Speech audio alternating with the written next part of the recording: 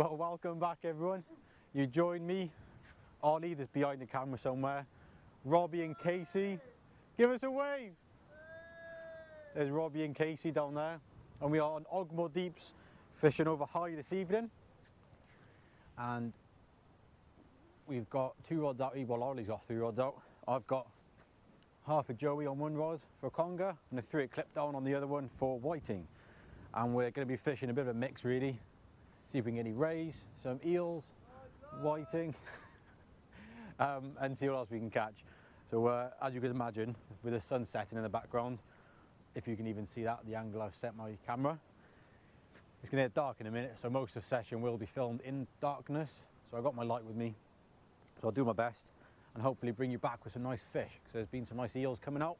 It's the time of year for it, so stay tuned and see how we got on. That's the sunset, as you can see, an absolute lovely view. And there's Ollie. Give us a wave, Ollie.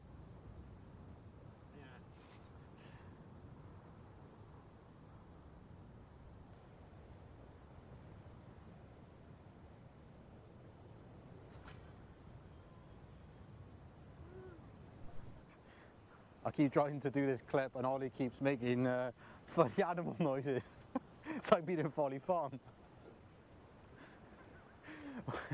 Anyway, I got my next rig ready to go. I got one of my up and overs, a 4-foot up and over with a 5/0 circle hook, a braided dongle, 7-ounce lead, 7 Oz, and sand eel and squid.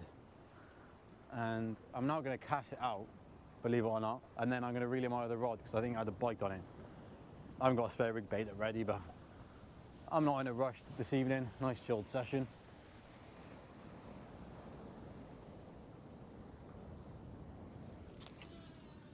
Right, that's up there. And we got Robbie and Casey over here cleaning a pan, ready for them to cook their sausage and bacon. It's about 4 inches of grease in it, and they're cleaning it out with, like, I think that, if you can see, bring it over, Robbie, bring it over. It needs a bit of a sillet bang. But anyway, let's get this rod down and we'll have a look at the next rod.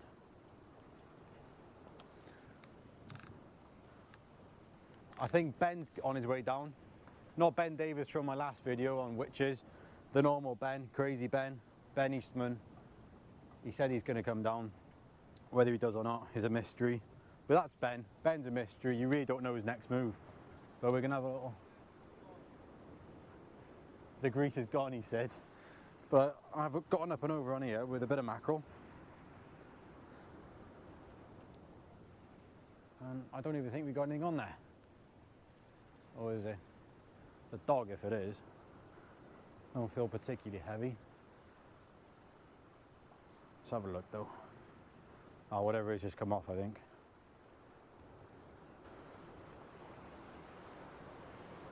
As you can see, there's no fish on there and our bait's gone.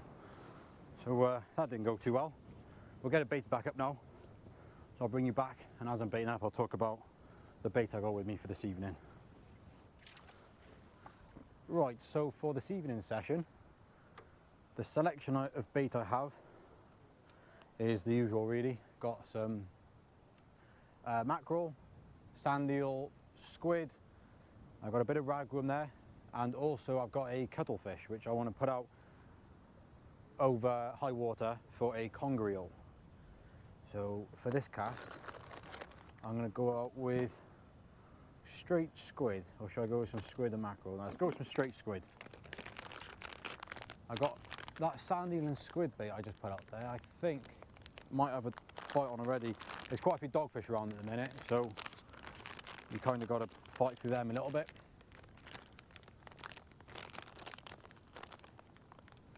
My bait is still frozen. That's the joys of this time of year, is it takes ages for your bait to defrost, and obviously having a decent cooler box doesn't really help actually. But there we are. Right, so just going to put on my squid.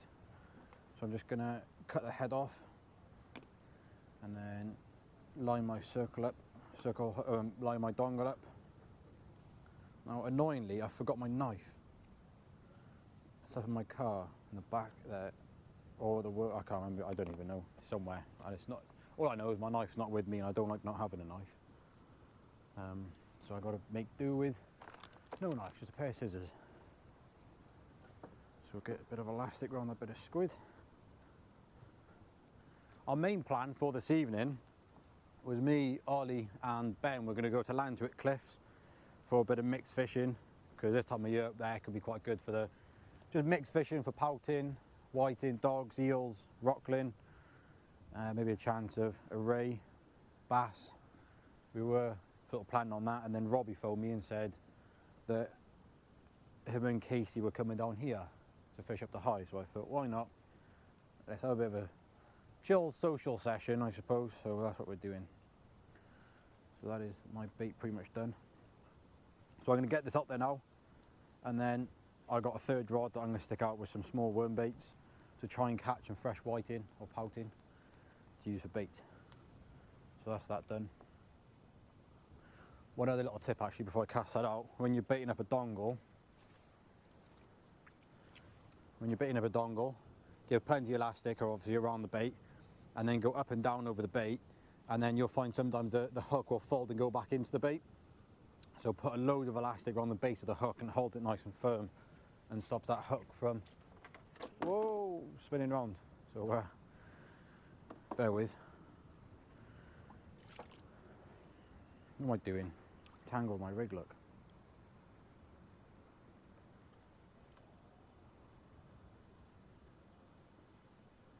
There we go. Right, it's untangled now. There we go. Clip that up. And for any of you that don't know, all the rigs I use are on my website, Tideline Fishing. If any of you want to pick some up, I've got 6 different rigs on there. I'll put the link of the website in the description below if any of you want to check it out. But yeah, get up there now, and then we'll get some small hooks baited up. Well, as you can see, it's now pitch black. We've got a moody sky off in the background, and the monsters have come out to play, because I just reeled in a whiting on my up and over, and he has been annihilated. It's not, it's fresh-ish, but you can see he has been annihilated by no doubt a conger. So I've got a conger rig ready to go. So I'm going to bait him up now. So I'll bring you back to have a bit of closer look with that. But on my conger rigs, I've got pulley rigs made up of, they're 4-foot pulley rigs by the way, made up of 100-pound fluoro. I don't know why I said fluoro, they're not fluoro, they're just standard clear mono. And because 100 pounds fairly light if you're going to be fishing for a big conger. So instead of having the whole hook link heavier, I just fish a short bite end, as you can see there, and that is 130-pound mono down to an 8/0 circled hook. It's not a big 8/0. Some brands have an 8/0 that's a lot bigger than another brand's 8/0 or any other size. There's an 8/0 braided dongle, so I'm going to bait that whiting up now and hopefully get ourselves a big conger. Right, so baiting up with the whiting. I hope you can see it properly. It might be a bit of a fade over here somewhere from the light, but do my best. But yeah, so the injured whiting that I caught is now going on the hook. Obviously not the whole thing, and I dropped my rig. So it's quite a big whiting really, so I'm definitely not going to put the whole thing out. So what I'm going to do is I'm going to just cut the head off. I have killed it, by the way, it's not still alive. So I'm just going to slice that head off. Keep the head to a side, because if I can't catch many more whiting, there's eels out there taking the whiting. I want to make sure I have some spare to use it later. So I basically cut a chunk there, and then I'm going to take off a section of that, so basically a fillet off it if you like. So I'll do that.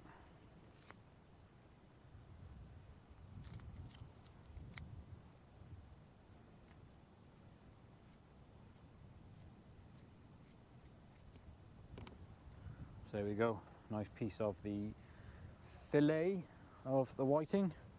Hook that circle hook on. Lay that dongle down the middle, fold it round, just put my baiting needle in to sort of secure it a bit. Then just give that a good wrap with elastic. You'll find that you'll get a lot of small eyes pick up the whiting.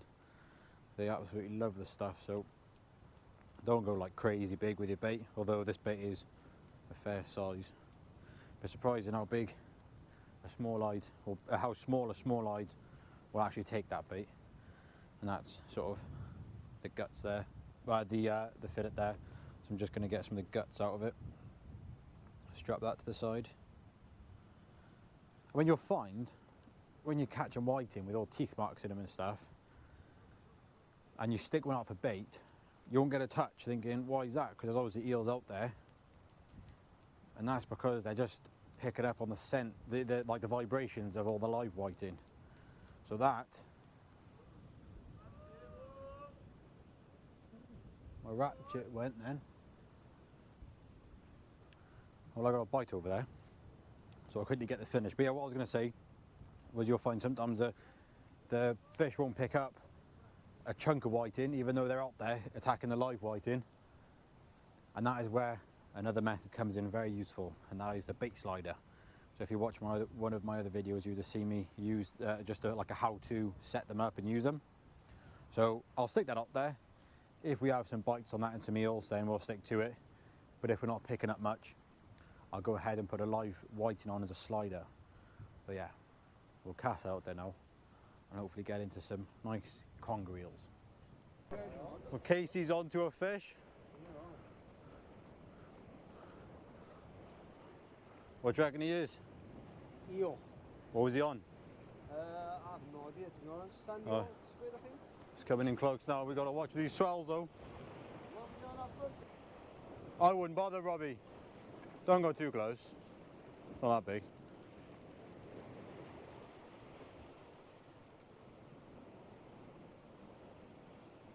Nice. Lovely wonga bonga. Yeah, bother. Gob on him. Talk with the light. Nice, man. Nice. Sweet. How you get on, Robbie? You've been bagging up on the nice white, haven't you? Nice white beans. Nice. Got some ratchet tickers. There's his bait ready to go. Nice double sand eel. Got some. That's Casey's. That's Casey's. Got some eggshells there. Look, they've just cooked up some food for themselves. Here we go, man. Show him a real bait. Go on. Come on, Robbie. Bring over your bait. Here we go. That's Robbie's bait there. Nice double sand eel. Triple sand. Oh, sorry. Triple sand. Robbie don't mess about. Ready to go out for another white bin. What are you hoping to catch, though? Small-eyed ray. A nice small-eyed ray. Anything really, not bothered today. Just Nice chilled session. nice chilled session, bit of fun with the guys. You know what I mean? Well, it's been quite quiet over the past couple hours. It's just gone high water. After Casey had that eel that I've shown you, Ollie's also had a couple of the same sort of size. And between all four of us, we've had quite a few dogs, whiting, nothing really worth showing. And I was thinking, I won't bother doing, oh, it's come off. I thought I won't bother actually getting a video done because it was quite slow. And then the tide was quite strong, eased a bit. So I put on another rig for a conger, a whole whiting head, fresh whiting head, on an 8-0, cast it up there, sat in the tide nice, and it tripped out, and I thought, fish on. Didn't feel that big, thought it was a little strap or a dog or something, and then it was coming in close, staying deep, and it just started shooting up tide, and I thought, there's only one thing that could be, and I was right. So check this out. Look at that. Had an absolute cracking bass, look. An absolute stunning fish. Probably about 4 pounds, it's quite a chunky fish. Bit awkward with that light because it's down low. Don't want to create too many shadows. But yeah, an absolute lovely fish. You know, like I said, about 4 pounds. And where's that bait? And that's the bait there. A whole whiting head. That's the 4th bass I've had now this autumn that's been on whiting. It's a brilliant bait, whether it's live or dead. That's what they're feeding on, so it's a no-brainer to stick them out for them. But obviously I put that on intending for a conger eel. Whoa. Now, as a lot of you all know, I do eat a lot of my fish, so that fish is obviously well in size and that's coming home with me. That's a lovely size 3 tin, that one. So an absolute cracking fish, absolute buzzing with that. So we're going to keep fishing for a bit longer now, give another hour or so. The tide is like coming through quite strong now, so it's not really a great deal of fish out there, unfortunately. Oh, that's another thing, I lost a ray. I didn't even have a bite. I'll in that pool for a minute, but I had a bite and I had the fish on and I had a ray was up on the surface, and I tangled with Casey's line because it went down tide, went over his, and my pulley rig went over his main line, and because my pulley rig was so tight, it cut through it, unfortunately, so I lost that fish. But yeah, I wasn't really doing a lot this evening. It's not really a great deal of fish around, but absolute buzzing with that bass. So yeah, we'll keep on fishing for a bit, see what else we can catch. Well, after that lovely bass, we're going to give it our last cast now, because it's pretty dead now. There's nothing about. We fished a couple hours of the drop, so I've got half a whiting left, so I'm going to stick that out there. So I've cut it the same length as my dongle, and normally I'd use my baiting needle to put it through the centre, but along with my knife I've forgot to bring it, fortunately. So I'm just going to split it open like that, but leaving the top bit attached, and then through the part that's still left attached, I'll put my hook through there like so, and that dongle then goes through the centre of the bait, keeps it all nice and streamlined. And where's my elastic gone? There it is. Give that a nice amount of elastic. So I just put one of my rods that had a mackerel, sand eel and squid bait. Put that, there's one of my last casts. I'm going to go out with this half a whiter now as my other one, and hopefully get a fish on it, whether it be obviously another bass would be amazing, or possibly another not another eel for me, because I haven't had one today. Ollie's had, how many have you had now? You landed 2 and then you dropped the one, wasn't it? Yeah, I think so, yeah. Yeah, so Ollie's had a couple. Casey's had one. Robbie's only had dogs and whiting. But it's been an enjoyable little session. Nothing too sort of serious. Nice little what's the word? Just a chilled session with mates, I suppose. Nice. Not too short though, is it, Ollie?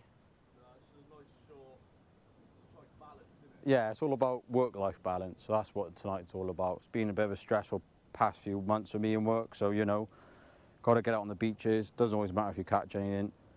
So we give it a go. So anyway, there's that nice whiting bait ready to go. Let's see what we can get on our last casts. Well, everyone, that is us done for today, or this evening. We didn't leave it as a last cast out there for very long, because we were just sort of, well, me and Ollie were just sat there looking at each other thinking, let's just go. So that's indeed what we're doing. So that other half of the whiting didn't produce any fish, but the seagulls can eat it in the morning. So didn't turn out, I mean, it wasn't the most productive session I've ever had off here. But we had a bit of a mix of a bag of dogs, whiting, eels and bass in the end. I think we all had, I think Robbie was the only one who didn't have anything other than a dog or whiting. But you know, every dog had its day. Wasn't really the most productive session for me either. I lost that one ray. So yeah, that is us for another session. So yeah. Have you got anything left to say, Ollie? It's another good job well done. It's another good job well done from Ollie, if you heard him. Yeah. He's using electrical tape. Let's have a little look. These are Ollie's new rod straps. They're new on the market from Temu. Yeah, you have to get them on special order. Take a while to arrive today. Yeah. Beautiful stuff. Perfect. Yeah, Good job well done. another good job. And he's got to remember to take his bit of bait back with him. There we are. Anyway. So yeah, that is us done for another session. I'm not sure where you'll see me at next. I'm sure it'll be by the beach, I'd imagine. Maybe another catch and cook, something like that. So until then, thanks for watching, and we'll see you next time.